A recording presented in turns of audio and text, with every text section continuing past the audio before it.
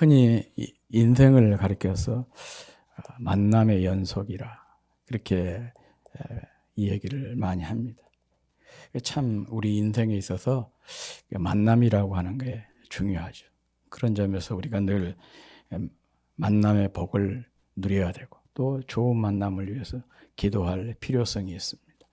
왜 그러냐 그러면 만남에 따라서 우리 인생의 질이 바뀌기 때문에 그렇습니다. 소위 주변에 보면 성공한 사람들, 그리고 그 성공한 사람들이 공통적으로 자신의 성공의 비결로 꼽는 것이 있습니다. 그게 뭐냐? 바로 만남이에요. 좋은 사람을 만나서 또 좋은 기회를 만나고 또 좋은 책을 만나고 어떤 사람은 좋은 스승을 만나서 내가 이렇게 성공할 수가 있었다. 그렇게 자신의 성공담을 얘기를 하는데 공통점이 바로 만남입니다. 실제로 저도 개인적으로 그렇지만은 학창 시절에 좋은 선생님 만나서 인생이 크게 변화가 된, 바뀌게 된 그런 사례들도 많이 있습니다. 르네상스 시대의 거장 중에 한 사람인 그 미켈란젤로도 그런 사람 중에 하나입니다. 우리는 그 미켈란젤로에 대해서는 잘 알고 있지만 그의 스승이었던 베르톨트 조반이라고 하는 사람에 대해서는 기억하는 사람들이 그렇게 많지를 않습니다. 이 미켈란젤로가 14살 때 이 베르톨트의 문화생으로 들어가게 됐는데 그의 스승이 어린 그 제자를 보고 그의 천재성을 단박에 알아봤다고 그래요. 그러면서 스승이 이 어린 제자에게 질문을 합니다. 좋은 조각가가 되려면 갖춰야 될 조건이 무엇이라고 생각하냐? 그랬더니 이 아이가 이렇게 대답한 거예요. 그것은 재능과 기술과 열정입니다. 그랬어요. 이 말을 듣고 그 스승이 맞는 말이다. 정말 좋은 조각가가 되기 위해서는 재능이 있어야 되고 또 기술이 있어야 되고 그 기술을 잘 연마할 수 있는 그 열정이 있어야 된다. 그러나 그것이 전부가 아니다. 그랬어요. 그러니까 이 아이가 의아한 눈초리로 스승을 쳐다보지 않았겠어요? 그러니까 이 스승이 이 아이를 데리고 어느 술집으로 데려갔어요. 그런데 술집 입구에 보니까 아름다운 여인의 나체 조각상이 세워져 있었습니다. 그리고는 아무 말도 않고 또 주변에 있는 성당으로 어린 제자를 스승이 데리고 갔습니다. 그런데 그 성당 앞에는 성모 마리아상이 조각되어 있는 조각상이 있었습니다. 그때 스승이 이 어린 제자에게 묻습니다. 너는 앞으로 조각가가 되려고 하는데 어떤 종류의 조각가냐? 전자냐 후자냐? 그러니까 예를 들어서 술집 앞에 이렇게 조각상을 만든 그런 사람이 될 거냐? 성당 앞에 이렇게 조각상을 세우는 그런 조각가가 될 거냐? 그런 질문이었던 것이죠. 그랬더니 이 미켈란젤로가 이렇게 대답을 했대요. 하나님의 영광을 위해서 저의 재능과 열정을 다 쏟아붓겠습니다. 스승은 똑같은 질문을 3번이나 연거푸했고 이 미켈란젤로는 마치 고백을 하듯이 3번 다 똑같은 이런 대답을 했다고 합니다. 우리가 흔히 그런 얘기 하잖아요. 인생에 있어서 속도보다 방향이 중요하다. 그렇게 얘기한 것처럼 예술가에게 있어서도 재능도 중요하고 기술도 중요하고 열정도 중요하지만 더 중요한 것은 무엇을 위한 것이냐, 누구를 위한 것이냐. 이 목적, 목표, 가치가 더 중요하다. 그런 얘기 아니겠습니까? 그래서 정말 이 미켈란젤로는 평생 하나님의 영광을 위해서 자신의 재능과 열정을 다 쏟아부었고 우리가 아는 대로 수많은 그 불후의 작품들을 남겼고 그래서 불후의 예술가로 남게 되었습니다. 이렇게 이 좋은 스승을 만난 결과 이런 사람으로 그의 일생이 변화가 될 수가 있었던 것이죠. 그래서 이런 만남을 가리켜서 삶을 변화시키는 만남이라, 삶을 바꾼 만남이라, 그렇게 이 얘기를 합니다. 신앙생활도 만남입니다.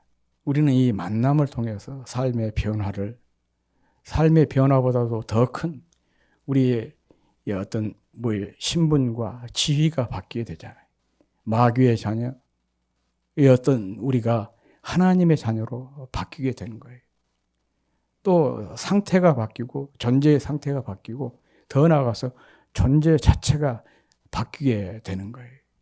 이것이 신앙에 있어서의 만남의 중요성인 것입니다. 사실 우리가 복음서를 보면 바로 그런 얘기 아니겠어요?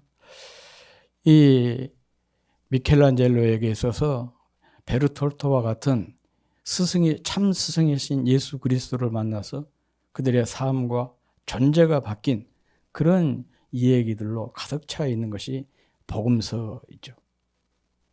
예수님의 12 제자들이 대표적인 사람들이고, 사람들에게 늘 그 조롱거리, 웃음거리였던 삭개오가 그런 사람이고, 7 귀신이 들려가지고 완전히 삶이 망가졌는데 예수님 만나서 깨끗하게 귀신이 떠나고 성녀로 거듭난 막달라 마리아가 대표적인 그런 사람들인데, 사실 복음서에 보면 이런 내용들로 가득 채워져 있습니다. 오늘 그 요한복음 제가 봉독했던 이 말씀은 예수님께서 이제 이 지상 사역을 마치고 곧 이제 떠나기 직전에 제자들에게 주신 약속이에요.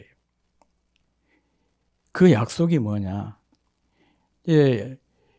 참 스승이신 예수님 외에 또 다른 스승을 제자들에게 보내시겠다라고 하는 그런 약속입니다.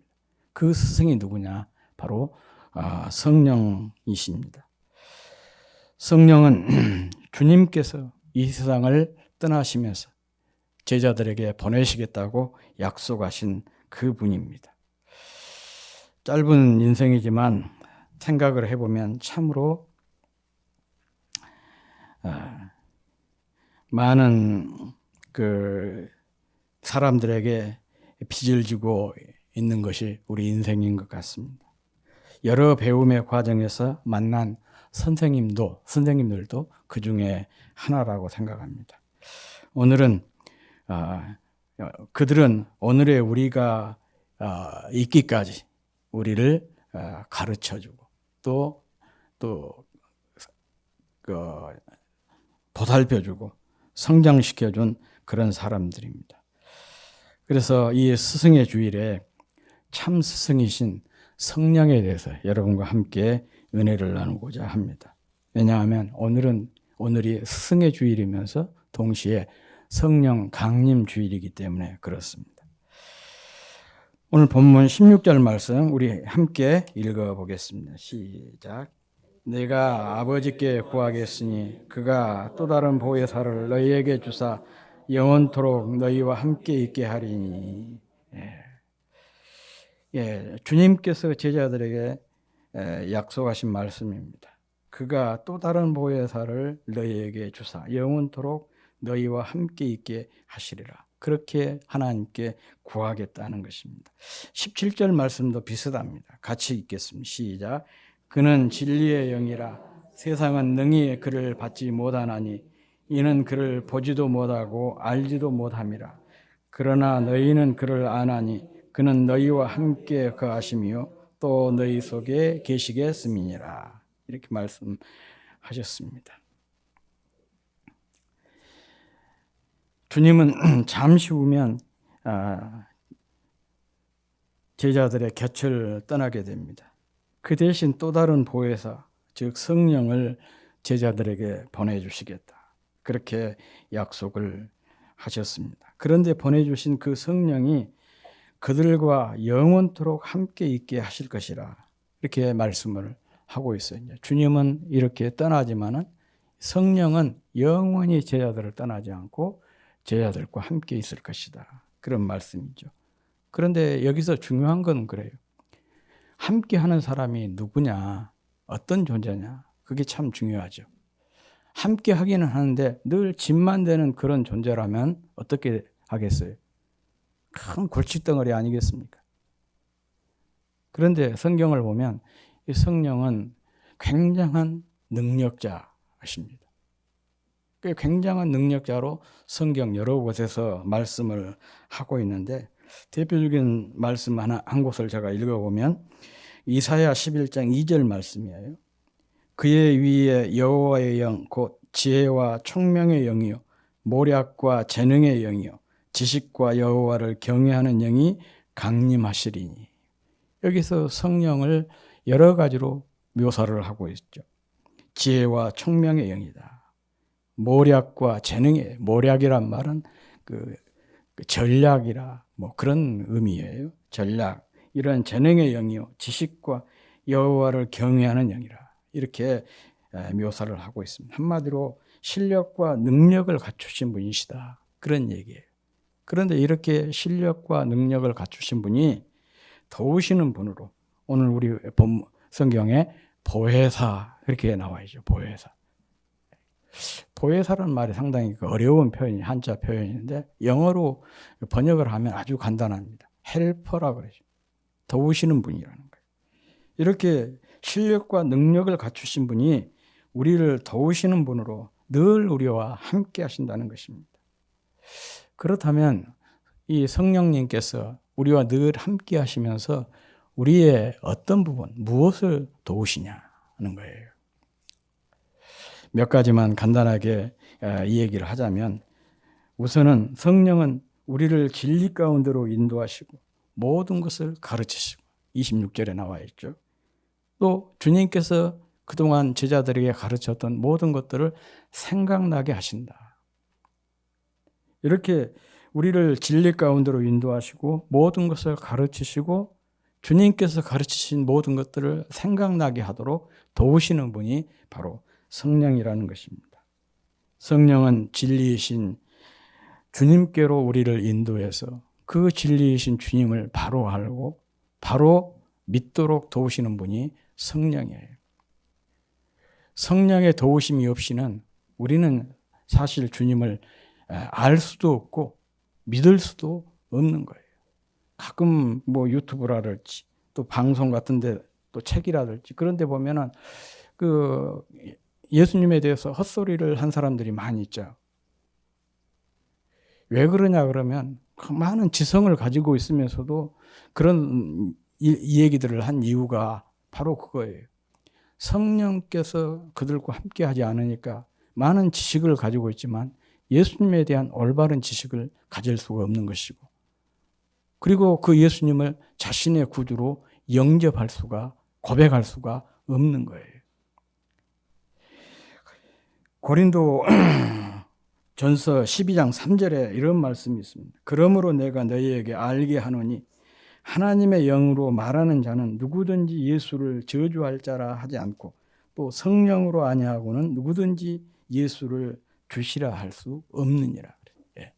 성령의 도우심이 없이는 우리가 예수님을 주로 고백할 수가 없다.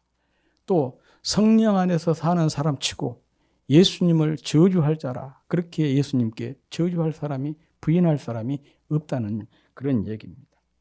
그리고 이 성령께서는 우리에게 모든 것을 가르치십니다. 죄에 대해서, 의에 대해서, 이 세상에 대해서, 특히 진리이신 예수님에 대해서 가르쳐 주신 분이 바로 성령이셔요. 그래서 죄가 얼마나 죄의 심각성을 알고, 그래 죄를 멀리하는 삶을 살게 하고, 또 의로운 삶을 늘 사모하게 하고, 이 세대를 분별하는 지혜를 갖게 하는 것이죠. 나를 향하신 우리 주님의 뜻과 계획을 알고 그것을 실천해내는 삶을 살아가게 해주시는 거예요. 뿐만 아니라 주님께서 가르쳐 주신 모든 것이 생각나게 합니다. 우리가 살면서 실수하거나 실족한 이유가 어디에 있느냐? 주님께서 하신 말씀들이 생각나지 않아서 그런 거예요. 자꾸 잊어버리니까, 기억하지를 못하니까 같은 죄를 저지르게 되는 것이고, 또 범죄 가운데 빠지는 경우가 허다해요. 지금 우리가 새벽에 여호수아서를 공부를 하고 있지 않습니까? 이게 하나님 앞에 결심하고 결단을 하지만 금방 잊어먹고 그 죄를 저지르는 그런 모습들을 볼 수가 있어요. 바로 이 말씀을 들었지만 그 말씀을 기억하지 못하니까, 그 말씀이 생각나지 않아서 그런 거예요. 그런데 우리가 성령 안에 있게 되면 어떤 결정적인 순간에 주님의 말씀이 생각나고 그 말씀을 통해서 죄를 극복하게 되고, 또 이런 실패를 다시 위기를 기회로 선용할 수 있게 만들어 주신 것입니다. 그래서 성령의 도우심이 참 중요한 거예요. 로마서 8장 28절인가? 하나님을 사랑하는 자 곧 그 뜻대로 부르심을 입은 자들에게는 모든 것이 합력하여 선을 이룬다. 우리가 좋아하는 그런 말씀 아니겠어요? 이런 삶을 가능케 해줄 분이 누구시냐? 성령이에요. 성령께서 우리를 이렇게 늘 주의 말씀이 생각나게 해서, 심지어는 우리의 실수까지도 바꿔서 선으로 바꿔주시게 된다는 그런 말씀인 것이죠. 그리고 다음은 성령은 우리의 연약함을 도우십니다. 로마서 8장을 바울의 성령론을 이렇게 요약해 놓은 장이라 그렇게 얘기를 하거든요.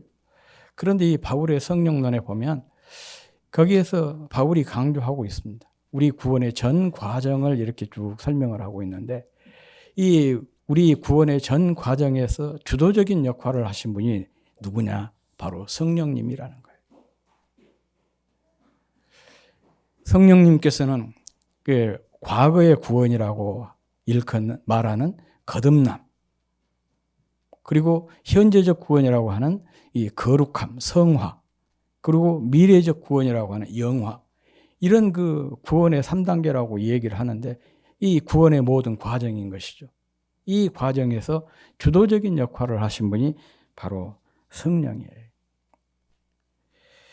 그 이유는 우리가 연약하기 때문에 그런 것이죠. 우리 힘으로는 거듭날 수도 없고, 또 우리 힘으로는 이 거룩한 삶을 살아낼 수가 없어요. 거듭날 수도 없을 뿐만 아니라 거룩한 삶을 살아낼 수가 없으니까 미래의 구원을 보장받을 수가 없는 것이죠. 이런 우리를 불쌍히 여겨서 주님께서 성령을 보내주시고, 그 성령의 도우심으로 구원의 과정들을 개입해서 우리 구원을 이루어가고 계시는 것입니다. 로마서 7장에서 바울은 자신의 연약성을 발견하고 이렇게 외쳐요. 오라 나는 공고한 사람이로다. 누가 나를 이 사망의 몸에서 건져내랴. 그렇게 탄식을 합니다. 그런데 그런 그가 바로 로마서 8장에 들어서면서 이렇게 승리를 외쳐요. 그러므로 이제 그리스도 예수 안에 있는 자에게는 결코 정죄함이 없나니, 이는 그리스도 예수 안에 있는 성령의 법이 죄와 사망의 법에서 나를 해방하였습니다.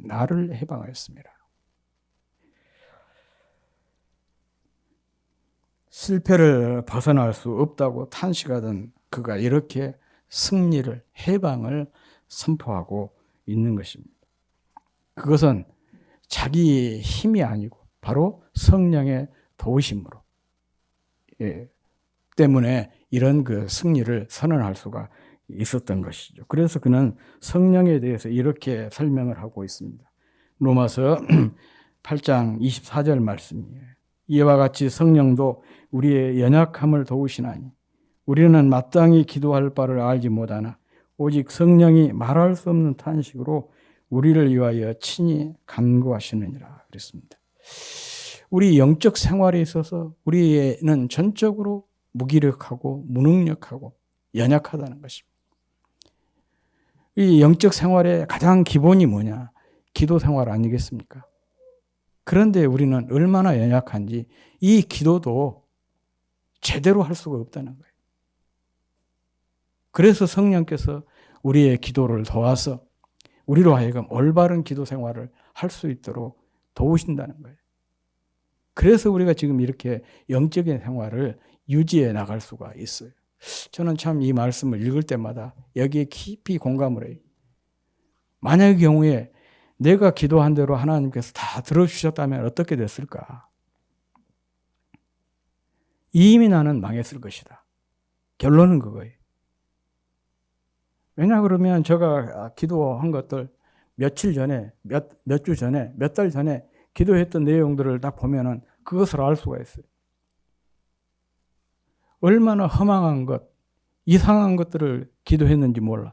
왜냐 그 순간에는 그게 절실하다고 생각을 해서 기도했었는데 돌아보니까 너무 허망한 거예요. 뿐만 아닙니다. 만약에 내가 그때 기도했던 대로 하나님께서 응답해 주셨다면 어떻게 됐을까? 큰일 났어요. 그런데 그때마다 성령께서 이런 잘못된 기도를 늘 바꾸어서 기도를 해 주셨기 때문에 오늘의 내가 있는 것이죠. 이렇게 우리는 영적인 삶에 있어서 전적으로 무기력하고 무능력하다는 것입니다. 그러면 영적인 삶에 있어서만 이렇게 무기력하고 무능력하냐, 연약하냐? 그렇지 않습니다. 일반 생활도 마찬가지인 것이죠.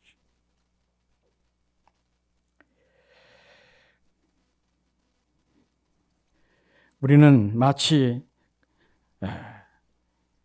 금방 금이 가고 깨지는 질그릇과 같은 그런 존재들입니다. 호모 불라라는 그 학명처럼 그냥 훅 불면은 금방 사라져버리는 거품과 같은 존재. 그가 바로 내 자신인 것입니다. 이런 우리를 챙기고 도우시는 분이 바로 성령인 것입니다. 성령께서 우리를 이렇게 붙들어주고 도우시기 때문에 우리가 사방으로 우겨싸움을 당해도 쌓이지 않는 존재. 사탄이 함부로 우리를 넘볼 수 없는 존재. 세상이 감당할 수 없는 존재로 서게 된 것입니다. 그리고 마지막으로 이 앞의 내용과 관련해서 성령은 우리가 누구인지 어떤 존재인지를 올바로 알도록 도와주십니다. 특별히 내가 얼마나 연약한 존재인가, 얼마나 무능한 존재인가, 얼마나 무기력한 그런 존재인가를 깊이 알도록 깨우쳐 주시는 분이 성령이에요. 사실 우리는 절망적인 죄인이라 그렇게 얘기하지 않습니까? 그래서 아무리 사소한 죄라도 우리 힘으로 그 죄를 극복할 수가 없어요. 뭐 어찌 생각하면 대단한 존재같이 이 얘기를 하지만은 이 죄 앞에서 죄 문제를 놓고 살펴보면 내가 얼마나 무기력하고 무능력하고 연약한지를 절감하게 된 것이죠. 그렇게 우리로 하여금 자신의 연약함을 알도록 해서 우리를 어디로 이끄냐? 믿음으로 이끄는 것이죠. 내가 연약하니까. 내 힘으로 살 수 없으니까. 정말 주님을 바라보게 하고 주님을 의지하게 하고 주님을 따르게 하는 거예요. 그래서 진정한 신앙이라고 하는 것은 어디서부터 시작이 되냐? 자기의 연약함을 깨닫는 데서부터 올바른 신앙이 시작이 되는 거예요. 나는 할 수 있다. 내가 계획하면 무엇이든지 나는 한다. 내가 그 능력이 있다. 그렇게 생각하는 사람은 올바른 신앙의 길에 들어설 수가 없어요. 정말 나는 아무것도 아니다. 아무것도 할 수가 없다. 생각할수록 점점 나에 대해서 절망하게 되고 또 내가 얼마나 심각한 죄인인가를 깨달은 사람, 그런 사람들만이 올바른 신앙의 길을 들어설 수가 있는 거예요. 그리고 그 신앙생활도 그렇습니다. 신앙이 깊어질수록 자기에 대한 성찰이 더 깊어지게 되고 또 자기에 대한 성찰이 깊어질수록 내가 참 못났구나, 못됐구나, 내가 참 무기력하고 무능력한 사람이구나, 그것을 알게 돼요. 바울이 생애를 통해서 우리가 잘 알 수가 있잖아요. 바울은 처음에는 그렇게 생각했어요. 예수 믿고 얼마 되지 않아서는 자기가 팔싹둥이다, 그렇게 생각했어요. 그리고 이런 제자들과 비교를 했을 때 자기는 그 팔싹둥이 정도밖에 안 된다 그랬어요. 그런데 이제 어느 정도 신앙생활 한 뒤에는 이 제자들, 사도들과 자기를 비교하지 않고 일반 성도들과 비교를 해서 자기는 그 참 못난 사람이라고 그런 고백을 하잖아요.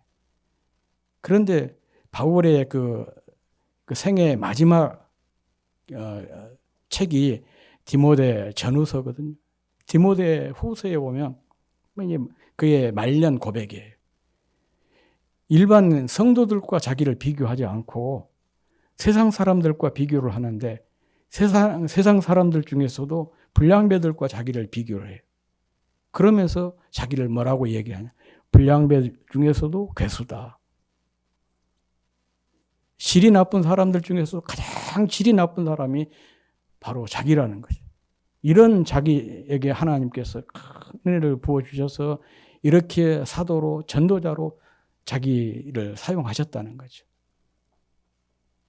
그러니까 하나님의 은혜가 얼마나 큰지 그렇게 이 얘기를 하고 있습니다. 이게 바로 성령 안에서 성령 충만한 삶을 살아가는 성도의 모습이에요. 갈수록 자기가 작아지는 것, 자기가 별 볼 일 없는 것을 깊이 알게 하시는 이가 바로 성령인 것이죠. 어떤 지성인이 이런 고백을 한 것을 제가 읽었어요. 그분이 이런 말을 했습니다. 자기가 예수님을 믿기 전에는 자기가 굉장히 항상 옳다, 다른 사람이 틀렸다 그런 생각을 갖고 살았대요. 물론 또 지성인이니까 함부로 그런 말을 하지는 않았겠죠. 그러나 자기 마음속에는 그런 자부심이 있었어요. 나는 옳고 다른 사람은 틀리다. 그런데 예수님을 딱 믿고 나서는 이런 마음이 싹 바뀌더라는 거예요. 내가 옳은 것이 아니고 다른 사람들은 다 옳고 내가 틀리다. 그런 마음이 자꾸 들더라는 거죠. 그러면서 그의 마음에 두 가지 마음이 생겼대요. 하나는 미안한 마음. 그래서 아내를 봐도 미안하고 자녀들을 봐도 미안하고 또 교회에 나가서 지체들을 봐도 미안하고 직장에 나가서 동료들을 봐도 미안하고 만나는 모든 사람들에게 늘 미안하고 죄송한 마음이 든다는 거예요. 그리고 또 한 가지 마음은 감사하는 마음이에요. 이것도 감사하고 저것도 감사하고 오늘 이렇게 살아있음도 감사하고 또 누구를 만나면 그것도 감사하고 그래서 미안한 마음과 이 감사하는 마음 두 가지 마음만 있다. 그런 얘기를 들었습니다. 바로 이것이 성령께서 주신 마음이고 성령께서 주신 생각 아니겠습니까? 예수를 잘 믿는다는 것이 무엇이겠어요? 바로 이런 마음을 가지고 사는 거 아니겠어요? 비록 성경에 대해서 많이 아는 성경에 대한 지식이 풍부하지 않다 할지라도 적어도 이런 마음을 가지고 늘 미안하고 죄송한 마음 또 늘 고맙고 감사한 마음을 가지고 사는 것 이게 바로 성령 안에서 살아가는 사람의 모습이고 또 예수를 잘 믿는 사람의 태도가 아니겠습니까? 정말 자기가 부족하고 연약하다고 느끼니까 주변 모든 사람들에 대해서 늘 미안하고 죄송한 마음이 드는 것이고 늘 이런 마음을 가지고 사니까 또 모든 것들에 대해서 고맙고 감사한 그런 마음을 갖게 되는 것입니다. 성령께서 우리에게 자기의 연약성을 깊이 깨닫기 위해서 이런 마음을 품게 또 이런 생각을 갖도록 만든 것입니다. 인간은 교육을 통하지 않고는 인간이 될 수 없는 유일한 존재다. 이런 말이 있습니다. 교육 없는 인간이란 생각할 수가 없다. 그런 뜻이겠죠. 살면서 여러 복이 있지만 가장 중요한 복 중에 하나는 존경할 만한 그런 스승을 만나는 것이 아닌가. 그런 생각을 해봅니다. 이런 점에서 우리 모두는 큰 복을 이미 받은 사람들이라 그렇게 생각을 해요. 인류의 최고의 스승, 가장 존경할 만한 스승인 예수 그리스도가 우리 안에 계시고 또한 성령이 우리 안에 계시기 때문에 그렇습니다.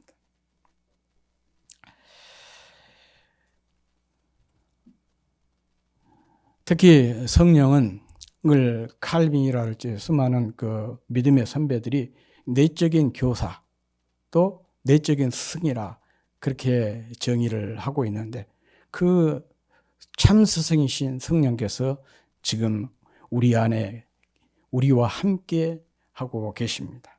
그래서 우리가 할 수 있는 일은 늘 삶 속에서 이 성령을 인정하고 성령께 기도하는 것이 참 중요한 것 같아요. 가정에서도, 학교에서 공부하다가도, 직장에서 일하다가, 또 사업을 하면서도, 사람을 만나다가 마음속에 어떤 결정할 일이 있으면 기도하는 거예요. 성령님, 제게 가르쳐 주십시오.